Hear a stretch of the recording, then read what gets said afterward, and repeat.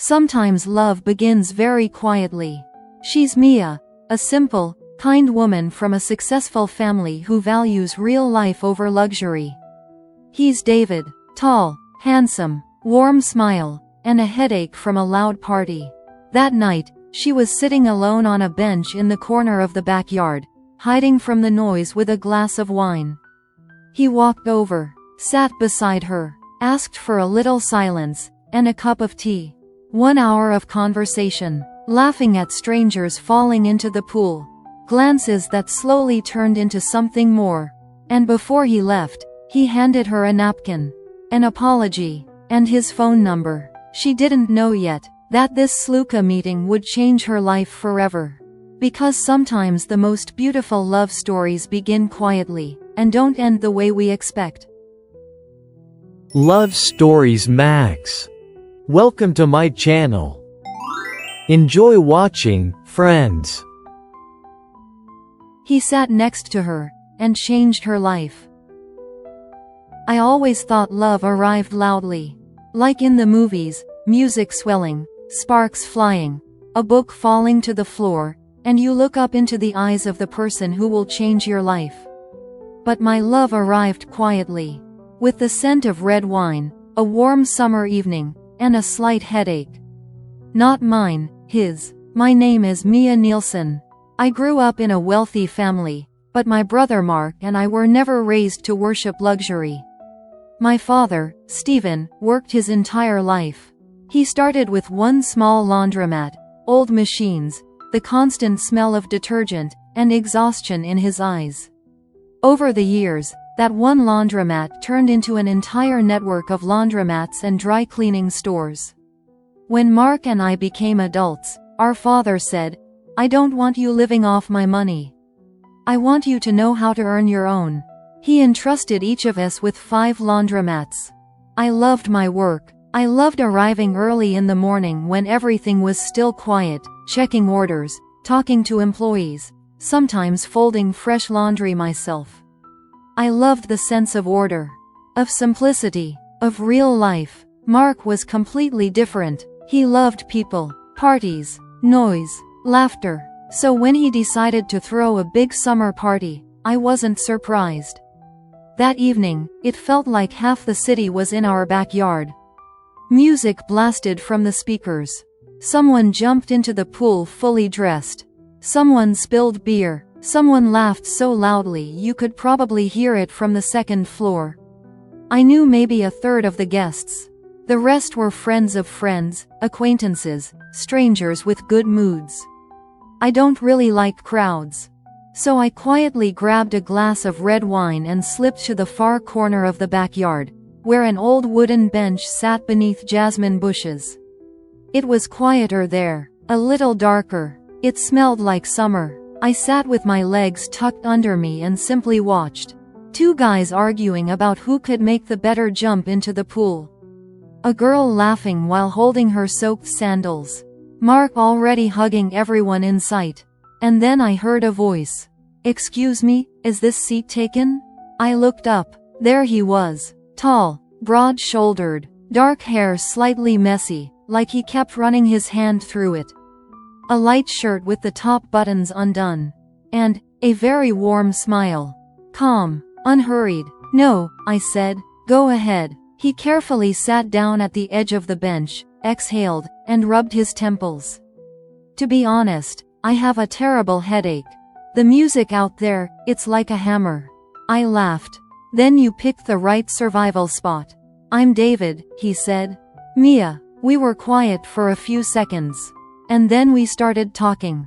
At first about small things. How he ended up there. A friend of Mark's invited him. Then about work, about the city, about traveling, about how he prefers tea over coffee, about how I don't like loud parties. Sometimes we fell silent and just watched the yard. When someone slipped awkwardly near the pool and fell in with a splash, we laughed together. When the music got too loud, he leaned in a little closer so I could hear him better. And suddenly I realized, it was easy with him. Like we had known each other for years. Like I didn't have to pretend to be anyone else. We talked for almost an hour. At some point he said, "Mia, this might sound strange, but can I ask you a favor?" "What kind?" "Tea. I feel like it might save my life." I smiled. "Let's go to the kitchen." Inside the house it was quieter. The lighting was soft. The kitchen smelled like lemons and mint. I put the kettle on and took out 2 cups. He stood nearby, leaning against the counter, watching me. Not in a pushy way. Just attentive. When I handed him the cup, our fingers brushed for a second. And something in the air shifted. He took a sip, set the cup down, and stepped closer. His movement was careful, uncertain, like he wasn't sure if he had the right. He leaned in to kiss me. And I stepped back. Not because I didn't like him.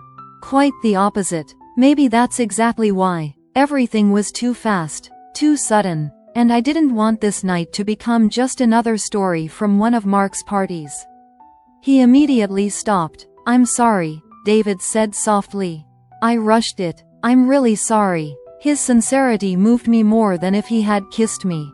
He picked up his cup, took another sip, then added, "I think I should head home." We walked to the hallway together. At the door, he paused for a second, as if remembering something.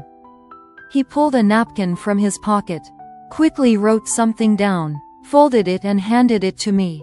"If you decide I'm not the worst person to talk to, my number's on there, and an apology, and an invitation for coffee." He smiled, warmly, a little shy, and he left. I stood by the door for a few minutes. Then I unfolded the napkin. It read, "Mia, I'm sorry for rushing. You're very special. I'd like to start this the right way. Coffee? David." And his phone number. I ran my finger over his handwriting. Outside, the music was still blasting. People were laughing. Someone jumped into the pool again. But for me, that night had already become quiet. Because somewhere between the noise of the party, the scent of jasmine, and a cup of hot tea, I met a man who wasn't trying to impress anyone. He just wanted to sit next to me. And honestly, something told me, this was only the beginning. I texted him the next morning. I stared at his number for a long time. I reread the napkin note, as if it could tell me what to do. And then I simply typed, "I think you deserve that coffee chance. Mia." He replied almost immediately, "I was afraid you wouldn't text. Today at 5? And that coffee was where everything began. With David, everything developed quietly. No dramatic confessions, no showy romance. But with each day, he became more and more mine. He texted me in the morning, "Don't forget to eat." And in the evening, "Are you home yet?" And somehow, those simple words warmed me more than any compliments ever could. He would pick me up after work, and we'd just drive around the city with no destination. Sometimes we bought ice cream. Sometimes we sat in a parking lot by the lake and listened to music. Sometimes we were silent, and the silence felt warm, not awkward. I started catching myself waiting for his messages, smiling when I saw his name on my screen, wanting to tell him the small details of my day. And one day he texted, "Don't make plans for Saturday. I'm kidnapping you." On Saturday morning, he pulled up to my house. Right away, I noticed a blanket, a basket, and a bouquet of wildflowers on the back seat. "Is that for me?" I smiled. "I wasn't sure what flowers you like, so I picked the ones that look like summer." We drove out of the city. The road was long and peaceful. Every now and then, his hand brushed mine when he shifted gears. And each time, it felt so natural, like we'd been doing it forever. The place he brought me to was a small clearing by a river. The water moved slowly, reflecting the sunlight. The grass was tall and soft. The air smelled warm, earthy, and fresh. He spread out the blanket and opened the basket. "I tried to make everything myself," he said, a little apologetically. Inside were sandwiches, a little uneven, sliced fruit, lemonade in a glass bottle, and cookies that he admitted were slightly overbaked, but not a disaster. I laughed. This is the best picnic of my life. We ate sitting close together, sometimes feeding each other pieces of fruit, sometimes just lying back on the blanket and watching the sky. At one point, he rested his head on my lap. I slowly ran my fingers through his hair. He closed his eyes. "Mia," he said softly, "it's very peaceful with you." And I realized, it was the same for me. We walked down to the water, took off our shoes and stepped barefoot into the cool river. He took my hand, carefully at first, like he was checking if it was okay. I squeezed his fingers in response. The sun was already beginning to set. The light turned soft and golden. "You know," he said, looking at me, "that night in the kitchen? I didn't just rush things." "What do you mean?" I already felt back then that you weren't a random person in my life. I didn't answer. He stepped closer. And this time, when he leaned in, I didn't step back. His kiss was slow, careful, warm, like he was afraid of breaking the moment. There was no rush in it, only quiet, the water around our feet, and my heart suddenly beating faster. We went back to the blanket and sat there for a long time, holding each other. He traced small circles on my palm with his finger. I rested my head on his shoulder. We talked about the future, about dreams, about little things. What movie we'd watch next, where we might go in the fall, which tea tastes better. When it started getting chilly, he wrapped the blanket around me. "Are you cold?" "A little." He pulled me closer, and that was the first moment I thought, I'm falling in love. Not suddenly, not all at once, but slowly, quietly, day by day. With his care, with his calmness, with the way he looks at me like I'm something very important to him. On the drive home, my hand rested in his. I watched the road through the window, smiling. Because sometimes love isn't fireworks. Sometimes it's slightly overbaked cookies. A blanket on the grass. Cool river water. And a person beside you who makes the world feel quieter. And that's when I understood, this wasn't just a beginning anymore. This was something real. Love makes us open, and maybe a little defenseless. I didn't notice right away when things began to change. One evening, we were sitting in his car near my house. He was telling me something about work, laughing, holding my hand, when his phone rang. The name on the screen read, Yulia. He tensed slightly, but answered. Yeah, YUL, wait, slow down, what happened?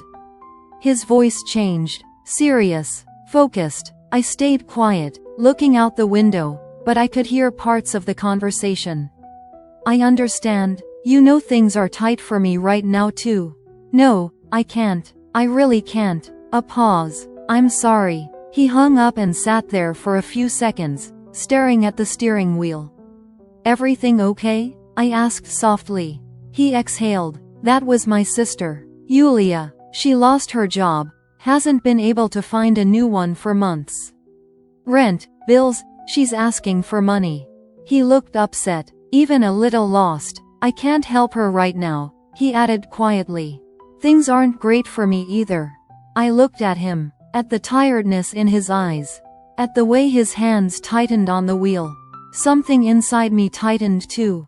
David, I said gently. How much does she need? He turned to me immediately. No, Mia, you don't have to. It's not your problem. How much? He hesitated. 5,000. I didn't hesitate. The next day, I transferred the money. He was clearly uncomfortable. He thanked me several times, promised Yulia would return everything soon, said he didn't even know how to repay my kindness.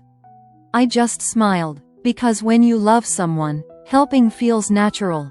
After that, he disappeared for 3 days. Not completely. He texted, I'm exhausted from work, just need some time to rest.